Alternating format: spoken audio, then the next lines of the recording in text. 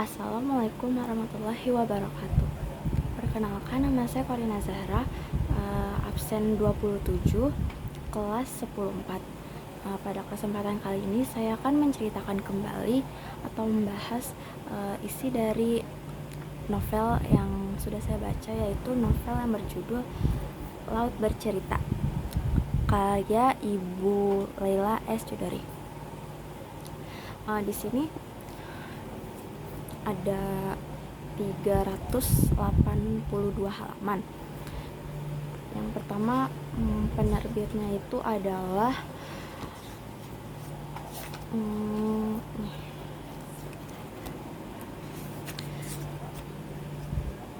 Kepustakaan Populer Gramedia Jakarta atau KPG. Kemudian tahun terbitnya itu pada tahun 2017. Cetakan pertama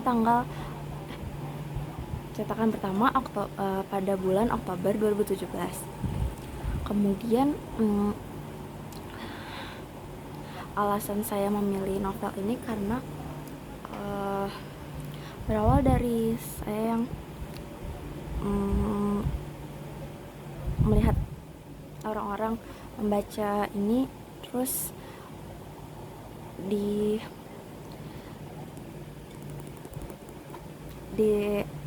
upload ke TikTok, terus orang-orang bilang kalau novel ini bagus. Terus ya udah, di situ saya tertarik untuk membelinya. Kemudian karena ini juga mengangkat isu yang sudah terjadi pada tahun 1998.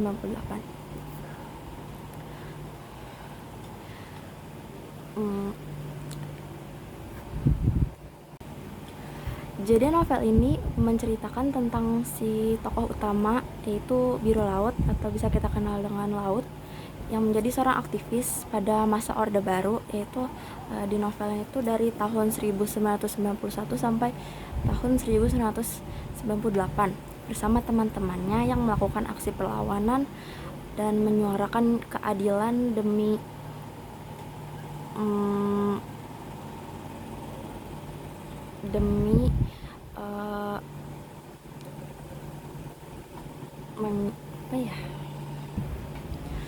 demi kebebasan dalam negara.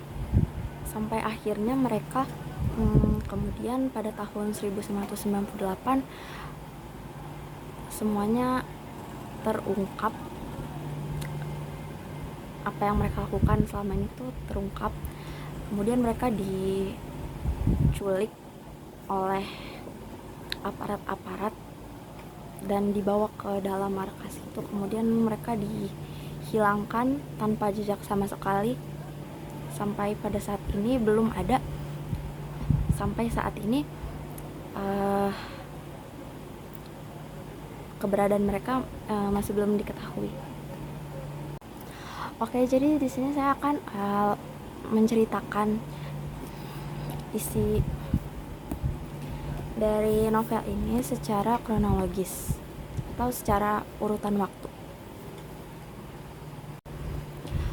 Prolog dari buku ini, dari novel ini adalah sudut pandangnya Laut saat sudah dihilangkan atau ditenggelamkan ke dalam dasar laut. Di sini awalnya adalah laut ini dibawa ke suatu laut yang bisa dibilang itu adalah Pulau Seribu. Di sana para aparat menyiksa Laut dengan memborgol tangannya dengan menggunakan alat berat, kemudian kakinya juga. Kemudian ia didorong oleh para aparat itu ke dasar laut, sampai akhirnya dia makin lama makin mengikuti aliran laut itu, kemudian tenggelam dan hilang dan selamanya di dasar laut tanpa adanya pengetahuan dari keluarganya. Kemudian kita lanjut ke bab pertama, yaitu Biro Laut. di sini mengisahkan mereka yang ada di Sayegan, Yogyakarta tahun 1991. Jadi mereka itu pada Sayegan 1991 ini, Laut dan teman-temannya sedang ada di sebuah rumah tua kosong, layaknya rumah berhantu. Nah, jadi di rumah ini tuh mereka kayak ingin menjadikan rumah ini sebuah tempat berdiskusi buku kiri. Nah, tapi rumah ini tuh kan masih belum bagus. Jadi di sini lebih dijelaskan kalau mereka tuh kebanyakan bersih rumahnya gitu loh. Jadi kayak mereka bagi-bagi tugas, kayak ada yang bagian bersihin dapur, ada yang bagian bersihin ini itu. Nah, itu biar rumahnya jadi rapih, bagus, dan bisa dipakai untuk mereka semua, untuk berdiskusi, untuk ya pokoknya menetap di situ sementara. Jadi tuh di sini kayak survei rumah deh. Soalnya di sini karakter Kinan itu bilang, aku rasa kita ambil saja 6 juta rupiah setahun, jauh lebih murah daripada pelem kecut. Terus Daniel ini menjawab kalau tempatnya tuh kayak busuk, jelek, cari yang lain aja. Maksudnya kayak ya sejelek itu karena kayak rumah hantu gitu bentukannya. Terus juga lokasi rumah ini tuh jauh dari mana-mana, jadi kayak susah gitu buat mana-mana. Terus julukan rumah hantu ini berasal dari Daniel, karena itu dia dari awal tuh emang gak suka deh sama rumah ini. Terus yang lain gak peduli, mereka tetap mau tinggal atau menetap di rumah hantu ini. Jadi sekelompok mereka yang dinamakan Winatra ini memang suka sekali membaca atau mendiskusikan buku-buku kiri, terutama karakter Kinan. Dia bisa aja nyetak buku kiri itu ke tukang fotokopi gitu lah untuk dibaca. Pokoknya Kinan tuh suka ngebajak buku kiri. Alasan dia ngebajak biar ya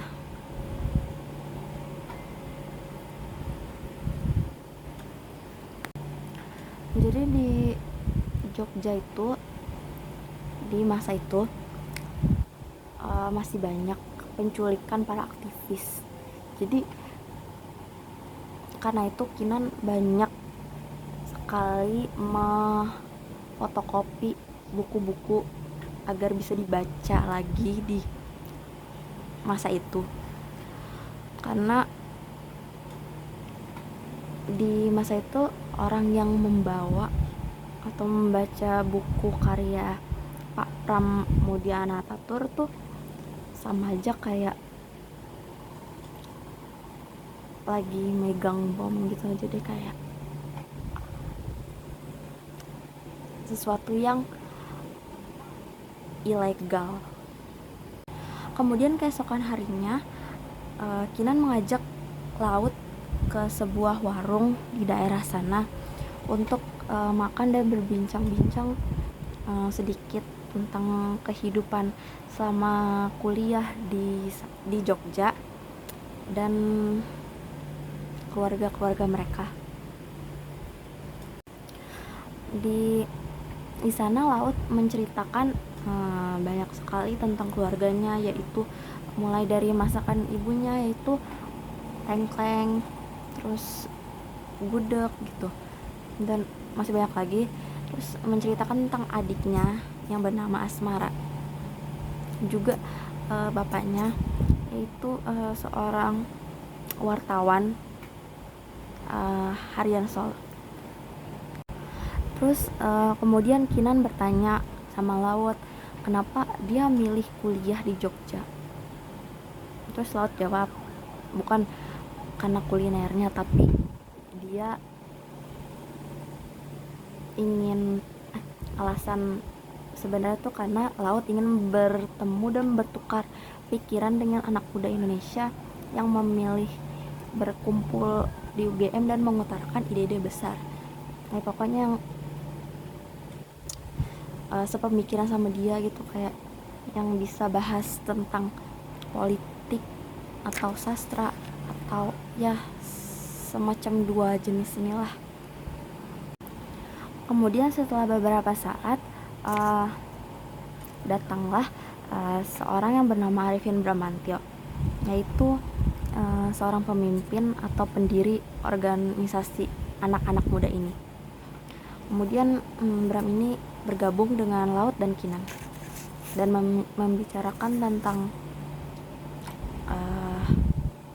keluarganya juga, sama seperti mereka berdua tadi. Kemudian setelah diskusi dari malam itulah Laut jadi lebih sering dekat dengan Bram, Kinan, Daniel, Sunu, Alex, kemudian Tama, Julius, Widi, dan Dana. Mereka adalah sekelompok Winatra yang menjadi seorang aktivis pada masa Orde Baru ini. Kemudian pada siang hari rumah Sayegan ini kedatangan oleh para seniman, yaitu Abiasa, Hamdan, dan Coki. Kemudian 4 sih sebenarnya sama Anjani. Jadi mereka di rumah Sayegan ini kayak ngebantu Winatra bersih-bersih sama ngelukis-lukis rumahnya gitu biar tetap indah dilihat. Terus di sini mereka tuh dapat jatahnya masing-masing untuk melukis di area mana saja gitu. Kemudian di sini awal Laut bertemu dengan pacarnya, yaitu Anjani. Kemudian di hari lain mereka mendiskusikan juga situasi politik Chile di masa pemerintahan Salvador Allende tahun 1973 dengan Indonesia tahun 1965. Situ juga mereka kayak nyebut kalau inilah salah satu tujuan berdirinya kelompok Winatra, karena untuk mendiskusikan berbagai pemikiran alternatif guna melawan masa Orde Baru ini. Jadi ya udah, mereka pokoknya di sini tuh di bab ini tuh kebanyakan kayak diskusi buku-buku atau isu-isu yang mereka rasain pada masa itu. Terus nah kemudian ini saya akan menceritakan isi dari Ciputat 1991. Jadi di sini ada sebuah syair atau puisi yang benar-benar viral gitu di sosmed. Jadi bunyinya gini: di hari kematianku, nyalakan apimu, karena satu jiwa yang kandas akan menghilangkan rindu pada keadilan. Di hari kematianku, genapkan malam-malam itu menjadi pagi yang penuh kepal ke udara. Ingin kukatakan, kita telah merdeka. Maka yang lapar, mata yang lapar, perut yang gusar, burung yang tertembak, jiwa yang merangkak. tak mungkin kita tak bersuara, tak mungkin kita tak menyala-nyala, tak mungkin kita tak meniup serunai. Maka di hari kematianku kawan, pastikan suaraku datang laut, pastikan jiwaku menjadi bagian dari api, pastikan rohku menghidupi sajak ini, biarkan kata-kataku meniupkan roh perlawanan ini. Jadi di sini tuh lebih menceritakan tentang kehidupan laut dan keluarganya di Ciputat. Itu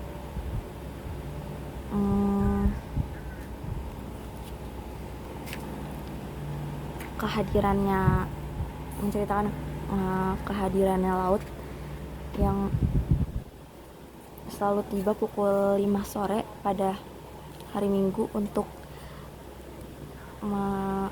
merayakan makan malam bersama keluarganya. Biasanya tuh di sini setiap hari Minggu ini ibunya ini selalu masak makanan enak gitu untuk makan bareng-bareng. Apa ya, kayak tengkleng pokoknya gitu. Terus ibunya laut ini selalu nyuruh laut untuk nyoba masakannya dulu gitu, kayak apa ya, kuahnya atau semacamnya itu, biar ibu tahu ini kurang apa gitu. Terus juga laut selalu menceritakan kegiatan kuliahnya, kampusnya itu dengan keluarganya. Sampai bapaknya laut ini bilang kalau hati-hati gitu, kalau soalnya ada penculikan karena ada mahasiswa yang menjadi aktivis gitu. Terus di situ laut kayak berusaha nenangin kedua orang tuanya. Terus, bilang kalau ia tuh tidak mengikuti organisasi aktivis seperti itu gitu. Tapi adiknya itu Asmara tahu kalau kakaknya ini mengikuti organisasi aktivis kayak gitu, cuman dia diam aja gitu karena ya nggak mau bikin ibu dan bapaknya khawatir kalau kakaknya ternyata ikut-ikutan juga organisasi seperti itu. Jadi dia diam aja. Terus juga kayak nyeritain flashbacknya laut sama Asmara di masa lalu waktu masih kecil, kayak main-main di halaman rumah, main petak umpet. Terus Asmara jaga dalam petak umpet itu, terus laut ini sembunyi, tapi ternyata laut nggak sembunyi tapi menghilang. Terus habis itu laut balik lagi masuk ke dalam rumah. Di situ Asmara udah nangis kan. Saya udah bilang kalau dia tuh nggak menghilang. Di situ Asmara suruh nyari kode yang diberikan sama laut ini. Terus ya udah, akhirnya mereka berdua kayak ya baikan.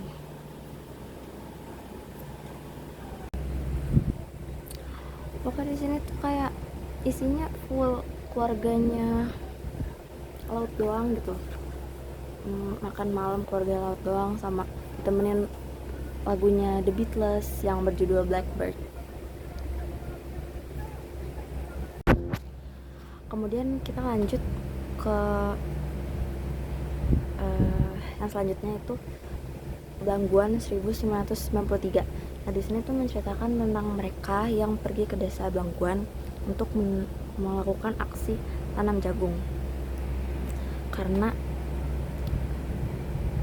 para militer yang ingin merampas tanah itu, jadi tanah di sana pokoknya. Jadi mereka melakukan aksi ini. Jadi mereka semua ini berangkat dari Yogyakarta itu pukul 9 malam naik bus menuju Pasir Putih Situbondo. dulu. Terus ada juga kayak perwakilan Winatra Wirasena dari Jakarta, Semarang, Solo, Surabaya gitu buat ikut aksi tanam jagung nih di Blangguan. Kemudian bis dan rombongan mereka tuh sampai di Pasiputih Situbondo pagi hari saat matahari terbit. Itu mereka turun dari bis terus ke pantai. Nah itu yang pertama laut lihat sudah pasti Anjani yang berjalan ke pinggir pantai. Nah perjalanan mereka untuk ke Blangguan tuh mulai lagi pada sebelum zuhur tuh, pokoknya nanti mobil Kijang tuh bakal jemput mereka. Pokoknya ada kayak kebagi gitu, ada mobil Kijang, ada yang di bis. Terus pokoknya dari pantai pasir tadi ya itu ke Blangguan tuh butuh waktu 3 jam. Terus akhirnya mereka sampai di desa Blangguan. Nah tapi pas mereka nyampe tuh ada para petani gitu, kayak apa ya namanya, bentar, kayak muncul ada kurang lebih ada 1.000 orang lah. Terus di desa itu ternyata sudah pasti ada kayak militer atau intelnya gitu lah, jadi kayak ya pokoknya dijaga gitu loh, karena mungkin para militer ini tuh kayak tahu gitu kalau mahasiswa pasti bakal ada yang nyoba atau ikut aksi tanam jagung gini di desa ini gitu. Jadi kayak udah siap sedia banget dah tuh militer. Kemudian di desa ini tuh ada salah satu Pak Subroto gitu, kayak apa ya, penduduk sana yang mengajak mereka ke rumahnya, terus gelar tikar gitu, terus membicarakan penginapan 40 orang Winatra dan Wirasena ini kepada Kinan. Terus Pak Subroto bilang kalau mereka bisa nginep di rumah warga di sana gitu. Terus kelompoknya laut ini kayak kebagi dua gitu loh, ada yang nginep di rumahnya Pak Slamet, ada yang di rumahnya Bu Sumantri. Yang di rumahnya Bu Sumantri itu ada Kinan, Sunu, Alex, Daniel, Anjani, dan Laut. Nah kalau di rumahnya Pak Slamet itu ada Gala, Julius, Dana, Narendra, Widi, dan Coki. Terus apa ya, rumahnya Pak Slamet sama Bu Sumantri ini enggak terlalu jauh, jadi kayak mereka kalau pengen berkunjung tuh kayak ya gampang gitu, kayak jalan bentar doang aja. Terus kemudian pada malam hari suasana jadi beda banget, karena kemudian para anggota militer ya kayaknya tuh ngegedor-gedor pintu rumah para petani satu persatu. Terus akhirnya para mahasiswa ini disuruh sembunyi dulu gitu, kayak ya udah tanpa gerak, tanpa suara, pokoknya diem, lampu dimatiin, semua akses rumah tuh kayak ditutup. Kayak gimana ya, anggotanya tuh tahu gitu kalau kayaknya ada mahasiswa yang kesini buat aksi tanam jagung itu. Jadi kayak mereka curiga dan menggedor-gedor satu persatu rumah para penduduk atau petani di sana.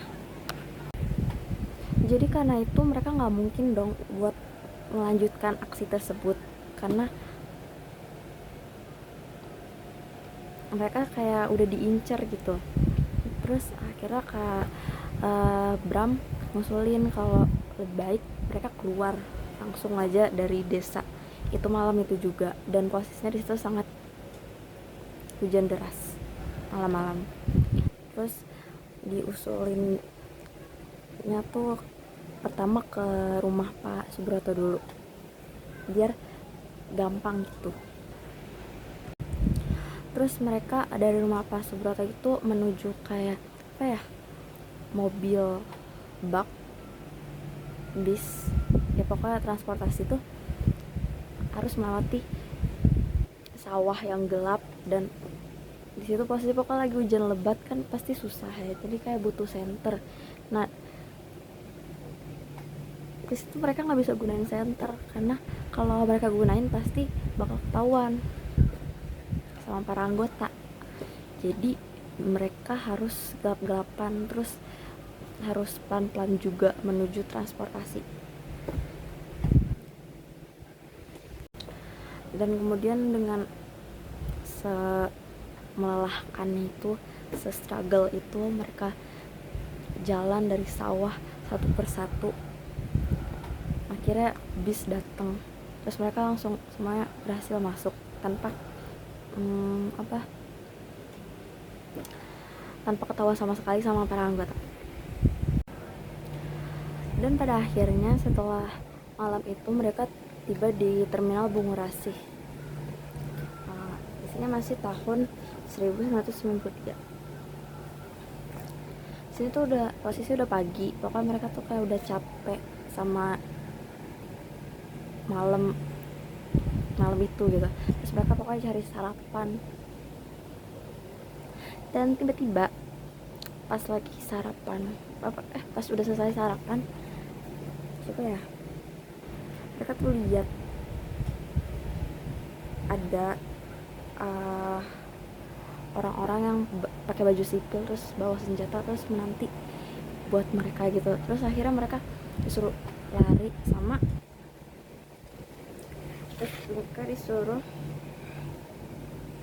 sama Kinan buat lari.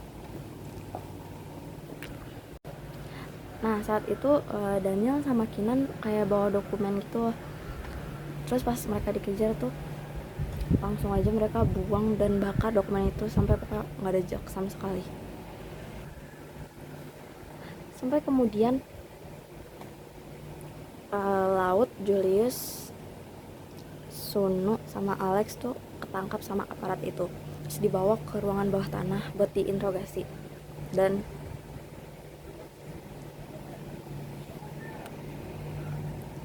pokoknya mereka ini tuh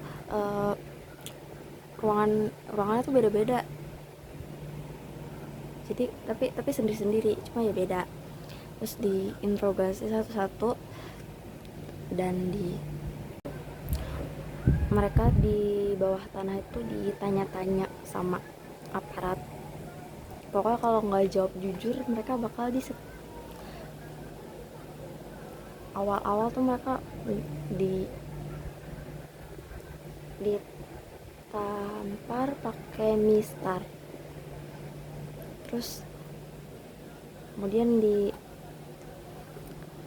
pas mereka nggak jawab jujur soal pertanyaan yang ditanyakan oleh aparat. Di sini aparat bertanya ke Laut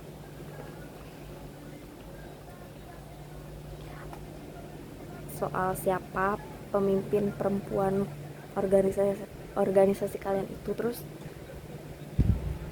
mereka tuh Laut tuh jawab bohong gitu. Terus akhirnya disetruk. Terus ditanya lagi siapa dibalik semua ini, siapa siapa pemimpin dari aksi belangkuan. Terus yaudah Laut jawab semua itu bohong. Jadinya Laut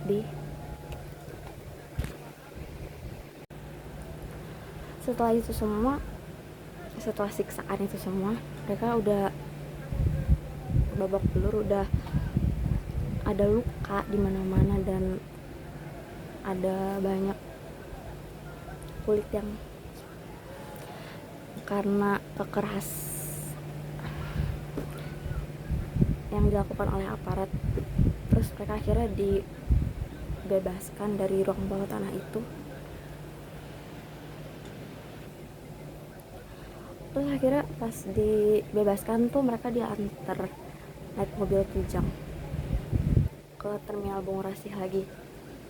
Nah di situ salah satu tugasnya bilang kalau dia tuh ngancem, awas kalian jangan bocor dan jangan kemana-mana, pulang sana ke Jogja, kata salah satu aparat itu. Sampai akhirnya mereka bertemu salah satu laki yang berambut lurus dan berkacamata yang bernama Mahesa. Dan Mahesa ini adalah salah satu kakaknya Anjani. Terus Mahesa ini suruh mereka masuk ke dalam mobil dan kemudian bertemu salah satu kakaknya Anjani lagi yang bernama Raka.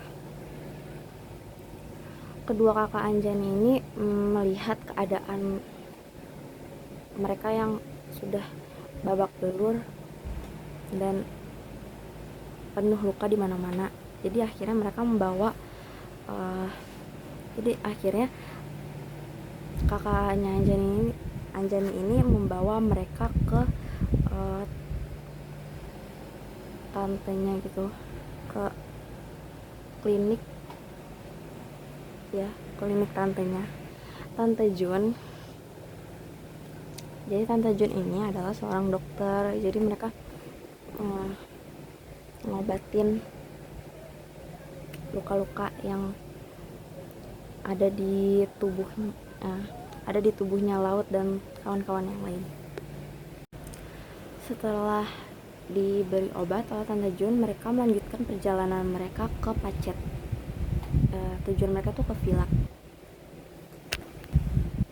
Jadi villa di Pacet ini adalah sebuah safe house gitu untuk mereka, safe house sementara lah.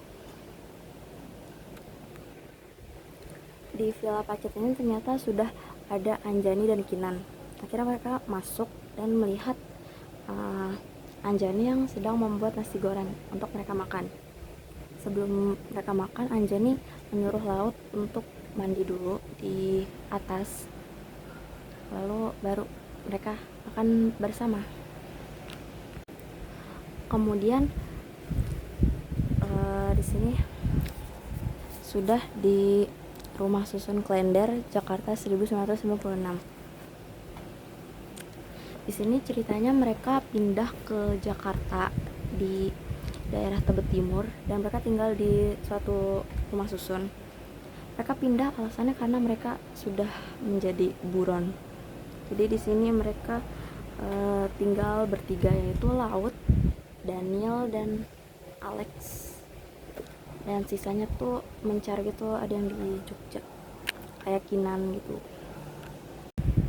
Tapi sebelum benar-benar fix menetap di Jakarta, mereka tuh kayak pindah-pindah gitu loh, kayak Bogor, Cilegon, Bekasi, sampai akhirnya mereka ya udah fix di Jakarta. Bertiga itu, Daniel, Alex, sama Laut. Nah jadi yang di luar Jakarta ada Gala, Julius, Narendra, Dana, Kinan, Naratama, dan Gusti. Suatu hari mereka ke warteg gitu, terus Laut lihat ada Julius dan Arga yang sedang makan nasi rames. Kemudian Julius bilang, Laut, kau harus segera ke Jogja. Terus di situ Laut bertanya kenapa, dan Julius mengecilkan suaranya karena takut didengar orang, padahal di sana nggak ada orang. Nah, Julius bilang kalau skripsinya dia dan skripsinya Laut dan skripsinya Alex sudah dibawa Asmara ke sana. Iya, pokoknya beberapa bulan lalu. Terus dibaca oleh dosen pembimbingnya itu Pak Gondo. Terus pokoknya diminta buat mereka menjalani ujian tertutup gitu. atau kayak sidang skripsi biar mereka bisa lulus. Di sini pokoknya dosen pembimbingnya baik banget, karena dosen pembimbingnya ini tahu kalau mereka pasti sedang menjadi Laut sama Alex dan anggota yang lain tuh lagi jadi buron karena hal yang dilakukan mereka gitu. Tapi dosen ini tetap mau buat bantu mereka lulus dengan cara ujian secara tertutup. Ya, kok diam-diam ke Jogja, dimana Jogja itu tempat yang benar-benar udah gak aman buat mereka sama sekali. Terus kemudian di sore hari mereka bertiga menerima pesan dari bapaknya Laut. Bapaknya itu nyuruh Laut buat nelpon beliau. Terus akhirnya Laut ini pergi ke tempat telepon yang jauh dari rusun itu untuk menelpon bapak. Kemudian diangkat oleh bapak. Terus bapaknya bertanya kabarnya Laut itu gimana. Terus juga tanya keberadaan Laut itu gimana gitu. Tapi disitu Laut nggak ngejawab karena Laut tahu kalau bapaknya ini lagi di kerubung intel gitu, soalnya kayak kedengeran suara keras dari orang yang nggak dikenal gitu. Kayak intel ini tuh maksa bapak buat mengetahui di mana keberadaan Laut agar para intel ini bisa menangkap Laut dan kawan-kawannya itu kayak Daniel sama Alex. Makanya intel ini nyuruh bapaknya itu nelfon. Terus Laut bilang nggak jauh kok dari rumah, tapi nggak nyebut keberadaannya di mana, pokoknya cuma bilang nggak jauh dari rumah. Terus itu Laut nutup teleponnya bilang udah dulu ya pak gitu. Akhirnya sampai di tahun 1998. Suatu hari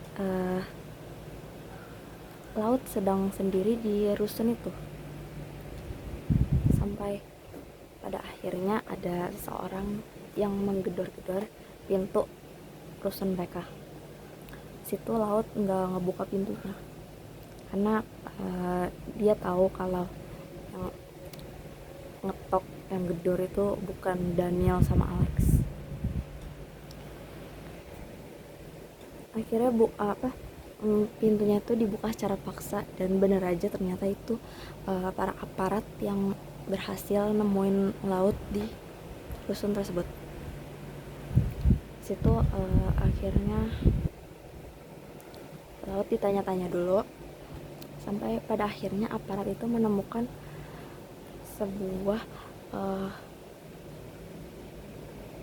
karya Laut yang berjudul Rizky Tidak Pulang itu.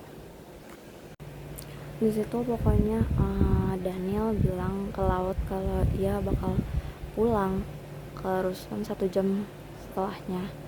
Terus Alex juga bilang kalau bakal pulang malam. Nah, aparat itu pokoknya kayak ngegeledah tasnya Laut dan disitu ada data pribadinya dong. Terus bener kalau yang ditangkap tuh biru Laut yang selama ini diburon sama mereka. Dan akhirnya Laut dibawa keluar dari rusun itu dan dibawa masuk ke dalam mobil kijang yang isinya berisi 3 orang, yaitu si manusia pohon, terus si mata merah sama si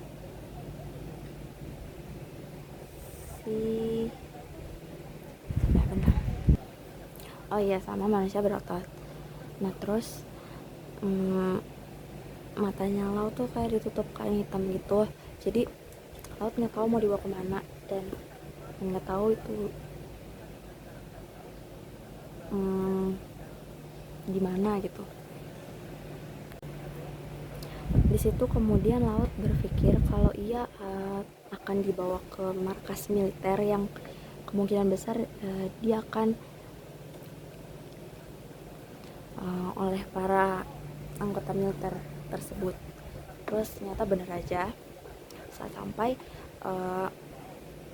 Laut itu kayak dijatuhkan itu sama mereka, terus disiram air yang berisi es yang sangat dingin.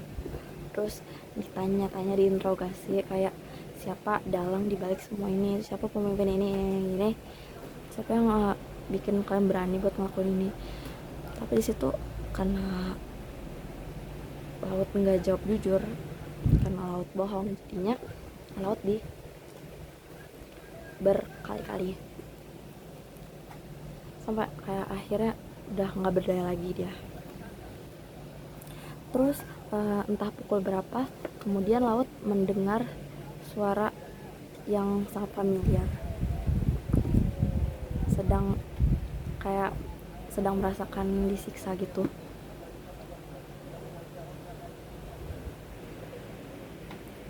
Dan ternyata itu benar aja tuh suara Daniel dan Alex.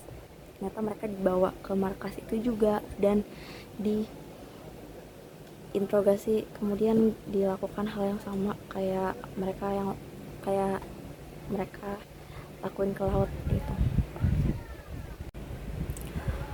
Terus beberapa hari kemudian kayak mereka tuh dibawa ke sel yang di bawah tanah. Itu mereka beda-beda sel gitu, cuma deket-deketan kayak samping-sampingan. Terus tuh temboknya tipis, jadi mereka bisa saling ngobrol. Terus ditanyain juga di mana Kinan dan Naratama, tapi mereka jawab nggak tahu kan. Pokoknya mereka bertiga jawab nggak tahu. Terus tetap aja padahal kan emang nggak tahu maksudnya, jadi kayak nggak jelas dah. Sampai beberapa minggu kemudian ada salah satu aparat yang membawa orang lagi ke dalam sel bawah tanah itu. Kemudian mereka bertiga langsung melihat lewat kayak besi-besi di sel itu. Terus mereka melihat dan itu adalah Naratama.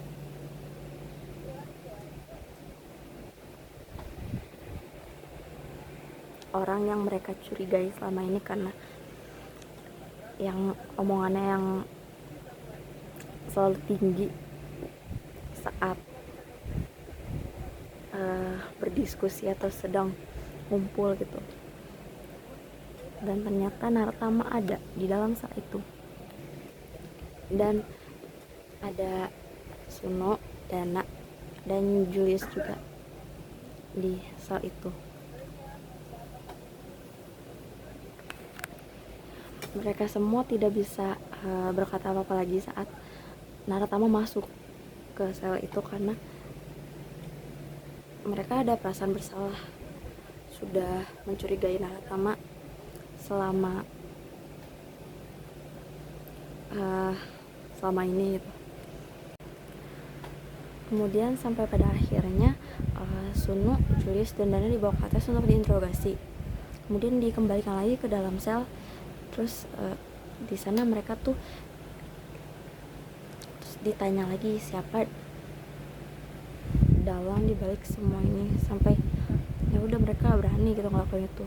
Terus nggak ada yang jawab jujur dong. Terus ya udah dikembalikan lagi sampai pada akhirnya gilirannya Laut. Saat dibawa ke atas, di situ laut dipakai menutup mata, yaitu kain hitam. Terus pas dibuka dan ingin dimasukkan dirinya ke dalam kolam yang berisikan banyak es batu gitu, yang benar-benar dingin banget. Situ laut melihat ada seseorang yang memotret dia menggunakan blitz kamera. Kemudian orang itu mendekat dan kemudian, "Halo laut." Dan itu adalah Gusti. Di situ laut benar-benar nggak bisa berkata-kata, karena ternyata pengkhianat dibalik semua aksi ini adalah orang terdekatnya sendiri, yaitu Gusti. Iya, kemudian Gusti kemudian tuh kembali memotret laut yang sedang menggunakan kamera dengan blitznya itu. Di situ Gusti kayak ngejek banget. Dia bilang, "Aku paham perasaanmu laut." Langsung diudahin sama laut detik itu juga. Terus akhirnya setelah itu semua selesai, laut dibawa lagi dong ke sel. Terus disitu laut nggak ngomong apa-apa sama yang lain, cuma diem. Terus Daniel bilang, "Makan dulu laut." Terus itu laut masih diam aja, karena kayak mencerna apa yang udah terjadi, apa yang barusan dia lihat di atas. Pokoknya pas laut udah diinterogasi, pokoknya habis laut habis dari atas, pokoknya habis diinterogasi sama habis teman-teman tuh kayak peduli gitu loh, kayak nyuruh makan, terus nyuruh angetin dulu badannya, gini. Terus itu laut bilang, "Tadi aku ketemu Gusti di atas." Terus semua ruangan jadi hening. Terus ya udah, mereka semua nggak percaya sama apa yang terjadi, sampai akhirnya mereka ngehina lah si Gusti ini. Mereka sama-samain sama musang, sama ular, karena Gusti ini adalah seorang pengkhianat. Terus kemudian Sunu, Julius, sama Dana tuh kayak dibawa ke atas. Kiran tuh kayak bakal interogasi apa-apa gitu lagi. Ternyata nggak dibawa lagi ke sel, ke dalam, ke bawah tanah. Pokoknya udah nggak tahu dibawa kemana. Habis itu nggak balik lagi ke sel. Terus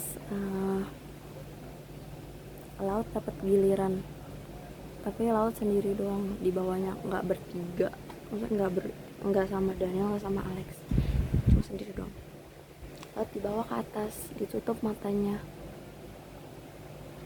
dipakein karung itulah. Terus dibawa, disuruh masuk ke dalam mobil. Terus ya udah marah-marahin lah tuh sama aparat itu yang bawa. Terus itu perjalanan tuh kayak kurang lebih sejam gitu dari markas. Terus akhirnya pas disuruh keluar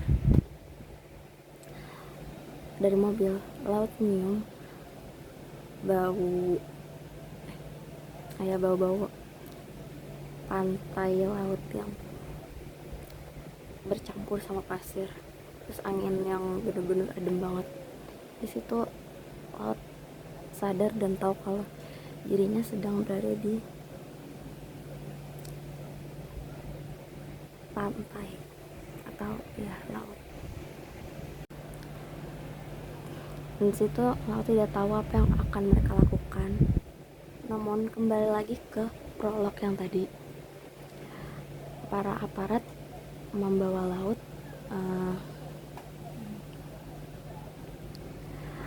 ke kapal, kemudian kapal itu dinyalakan mesinnya, kemudian dibawa ke sebuah tebing tinggi yang jauh dari daratan, yang banyak orang yang bisa diakses gitu. Dibawa ke tebing, kemudian laut suruh naik ke atas tebing itu dan diborgol pakai besi yang berat sama kakinya juga. Terus ya udah, itu ending dari tahun 1998 nya laut. Nah terus lanjut ke bab yang Asmara Jati. Ini tuh bab 2. Bentar. Ini Asmara Jati. Terus ini ceritanya tuh di Ciputat, Jakarta tahun 2000. Terus itu kayak pokoknya bener-bener abis tragedi itu. Jadi Alex sama Daniel tuh udah dikeluarin dari dalam markas ruang bawah tanah itu. Pokoknya pas semuanya udah dihilangkan, teman-temannya mereka tuh dihilangkan, Alex sama Daniel berdua tuh dilepasin, kayak dibebasin. Nah di sini lebih fokus ke sudut pandangnya Alex. Jadi Alex tuh pokoknya kayak nunggu traumanya gitu, nunggu luka-lukanya mereda dulu, baru dia bisa cerita tentang apa yang terjadi selama mereka di interogasi di gitu ke keluarganya, terus ke keluarganya laut juga, dan ke publik. Terus juga di sini ada part yang Asmara sama Anjani gitu berdua. Pokoknya mereka bilang Anjani bilang ke Asmara kalau Anjani tuh dapat kabar dari ibunya Suno kalau ibunya Suno tuh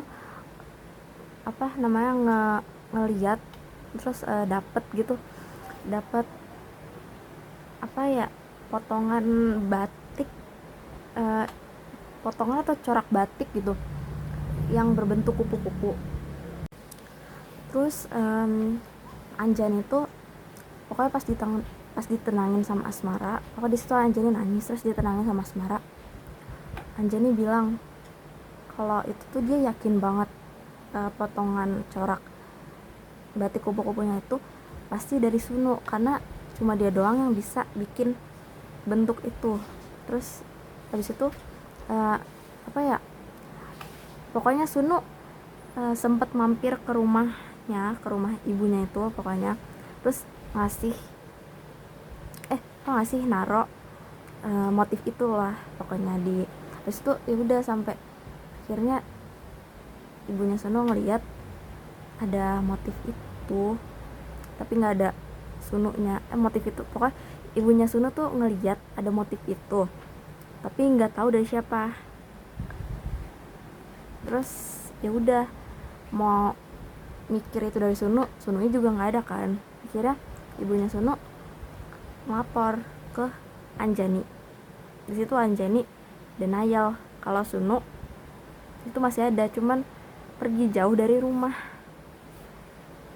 untuk mengamankan diri. Terus juga di part ini tuh banyak gitu cerita sudut pandangnya Alex, yang maksudnya kayak nyeritain segala hal yang udah terjadi di sana ke keluarganya laut, karena Asmara yang ngundang Alex gitu. Terus ya udah Alex nyeritain semuanya ke ibunya laut dan bapaknya laut, terus didampingin juga sama Asmara udah pasti. Terus ya udah ibunya laut nangis. Dan terus kelanjutannya ada Pulau 1000 tahun 2000. Jadi di sini lebih ke menceritakan mereka yang mendapat panggilan gitu dari warga Pulau Seribu. Kalau warga Pulau Seribu ini menemukan tulang-tulangan gitu, tapi nggak tahu itu tulang apa gitu. Maksudnya nggak tahu itu punya siapa gitu, tulang siapa nggak tahu. Kira karena pas banget mereka tuh nemuin tulang-tulang itu habis kejadian Orde Baru itu, pokoknya habis kejadian yang banyak penculikan ini. Kira mereka menghubungi Anjani, Asmara sama Alex sama Naratama, pokoknya sama teman-teman yang lain yang berhasil selamat dari kejadian itu. Nah di sini tuh fokus ceritanya pas mereka udah mulai jalan menjelajahi Pulau Seribu ini. Itu pokoknya pas mereka udah di tengah-tengah laut, di tengah-tengah pulau, pas naik kapal tuh lebih banyak flashbacknya Asmara ke masa lalu, pokoknya yang isinya tuh yang masih ada Mas Laut lah, pokoknya isinya tuh tentang pertemuan pertamanya Asmara sama Alex. Pokoknya awal mereka saling suka gitu, itu di sini. Nah terus tuh Asmara bisa flashback gini karena Asmara tahu Asmara ngerasa sifatnya Alex ini tuh udah berubah banget semenjak kejadian itu. Mungkin iya sih karena trauma gitu. Jadi ya udah di situ mereka posisinya udah nggak pacaran lagi, tapi udah jadi teman baik aja. Dan ya udah itu alasan Asmara flashback semuanya waktu masih ada laut, karena keinget awal hubungan pertamanya dia sama Alex juga. Terus akhirnya di sini pas udah nyampe di Pulau Seribu, di tempat yang emang mereka kunjungin gitu buat meneliti, itu pertama bertemu sama Pak siapa benar? Sama Pak Hasan. Mereka ketemu sama Pak Hasan, habis itu kayak mereka ngobrol-ngobrol dikit, terus akhirnya mereka ketemu sama Pak Nurdin. Itu yang bantu mereka ngejelasin kenapa mereka bisa laporan kalau ada tulang-tulang gitu di sana. Terus pokoknya pas udah dijelasin gitu sama narasumber ini, siapa nama tadi, Pak Nurdin, itu tuh semuanya maksudnya belum tentu jelas itu, kayak masih rumor gitu lah, maksudnya belum tentu beneran kalau yang dilihat kayak tulang-tulang gitu itu belum tentu milik para korban penculikan itu. Jadi kayak masih rumor. Sampai pada akhirnya Tanah Kusir tahun 2000. Nah di sini lebih menceritakan ke pertemuan komisi orang hilang itu. Isinya tuh ya keluarga dari korban sama pasangan korban. Nah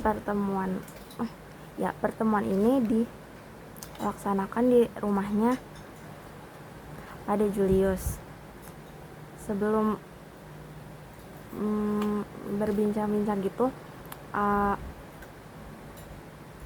kita tuh kayak ngadain makan-makan dulu, habis itu baru menceritakan apa yang sudah ditemukan oleh Asmara, Alex sama Coki di Pulau Seribu itu. Kemudian ini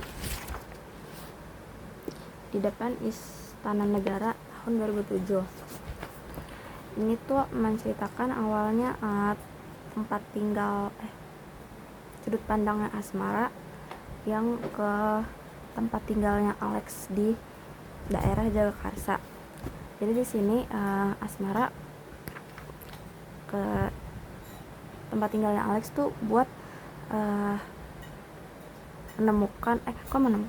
buat melihat foto-foto yang Alex sudah rangkai gitu, foto-foto dari teman-temannya yang hilang itu. Terus di situ Alex mempersilahkan Asmara masuk terus ke kamarnya Alex yang di situ sudah ada foto-foto mereka semua. Nah di situ Alex juga memberi pesan kepada Asmara. Nah pesan itu ternyata dari Laut, kakaknya sendiri. Terus karena sudah terlalu malam mendengarkan pesan yang disampaikan sama Alex itu, Alex tidak membiarkan Asmara pulang karena Alex tahu kalau jalanan tuh sudah sepi. Jadi Alex nyuruh Asmara tuh nginep aja di tempat tinggalnya dia sampai keesokan paginya. Ibunya Asmara menelpon. Di situ ibunya memberikan kabar kalau bapaknya ini sudah meninggal dunia. Awalnya itu karena terjatuh. Terus sampai pada akhirnya bulan September tahun 2006. Sini Asmara, Alex sama Daniel pergi ke New York untuk mengikuti dan menyuarakan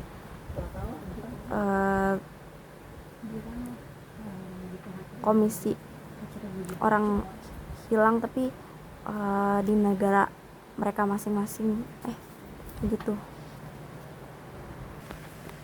Pokoknya di New York ini kayak lebih berbagi cerita tentang apa yang udah dia alamin, tentang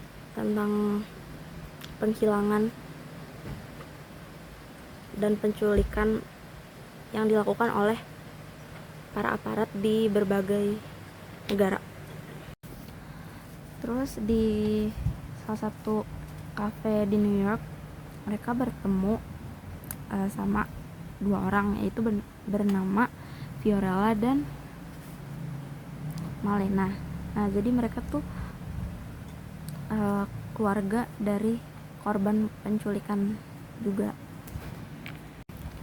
Di sana mereka tuh berbagi cerita juga tentang keluarganya yang hilang karena penculikan itu. Tapi mereka, Fiorella sama Malena tuh tidak tutup mata atau tidak denial gitu. Jadi bisa dibilang mereka tuh ikhlas, maksudnya udah ikhlas gitu kalau keluarganya tuh ada yang hilang. Dan pada akhirnya ini sudah berlatar Indonesia lagi, tepatnya di depan Istana Negara. Jadi di sini menceritakan aksi Kamisan yang dilakukan oleh Komisi Orang Hilang. Terus di situ pokoknya hadir semua keluarga, teman dan pasangan dari orang-orang yang sudah dihilangkan. Tapi di situ Asmara kaget karena tiba-tiba ada yang menepuk punggungnya, dan ketika ia menengok ke belakang, ia melihat ada ibunya dan Anjani. Jadi alasan Asmara kaget itu karena mereka berdua, ibu dan Anjani ini denial gitu, masih tutup mata, masih belum ikhlas kalau Laut itu benar-benar hilang dan udah meninggal. Jadi pas jadi mereka berdua ini gak pernah ikut aksi Kamisan sebelumnya, karena ya mereka berdua yakin kalau laut itu masih hidup, cuman belum pulang aja. Terus tiba-tiba mereka berdua ikut aksi Kamisan. Itu tandanya mereka berdua ini udah ikhlas kalau semua yang terjadi itu beneran, dan ya udah, laut udah nggak ada, udah meninggal pokoknya. Udah, mereka udah ikhlas. Dan akhirnya sampai epilog di hadapan laut di bawah matahari. Di sini tuh ceritanya tentang pesan yang disampaikan laut dari dalam laut kepada orang-orang yang dia cinta di hidupnya. Dan di sini juga menceritakan tentang mereka yang pergi ke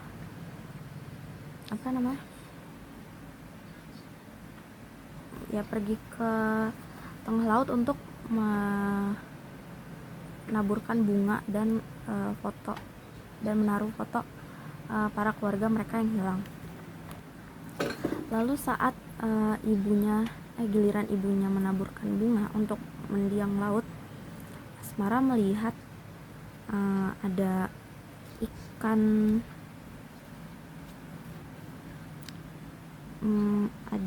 pari yang berenang, terus kemudian kayak mengepakkan sayapnya mereka gitu, sambil membunyikan suara-suaranya gitu, kayak kode Morse. Nah cuman kayak tuh di situ Asmara emang udah hafal gitu sama kode Morse, sampai dia bisa menerjemahkan arti dari suara kepakan sayap ikan pari tersebut. Terjemahannya itu adalah laut bercerita. Dan sejak saat itu mereka percaya kalau Mas Laut, Mas Gala, Sunu, Kinan, dan kawan-kawan yang lain akan terlahir kembali berkali-kali. Jakarta, 7 September 2017. Pesan yang dapat disampaikan dari novel Laut Bercerita ini adalah bahwa apapun yang dapat disebut sebagai kebenaran itu memang layak dan seharusnya diperjuangkan demi mendapatkan masa depan negara yang baik dan demokrasi. Nah, kalian juga jangan lupa baca novel ini. Kalian jangan lupa coba buat baca novel ini karena bagus banget, dan ya ini menceritakan kisah nyata pada tahun 1998. Jadi segitu aja yang bisa aku sampaikan. Kurang lebihnya mohon maaf. Assalamualaikum warahmatullahi wabarakatuh.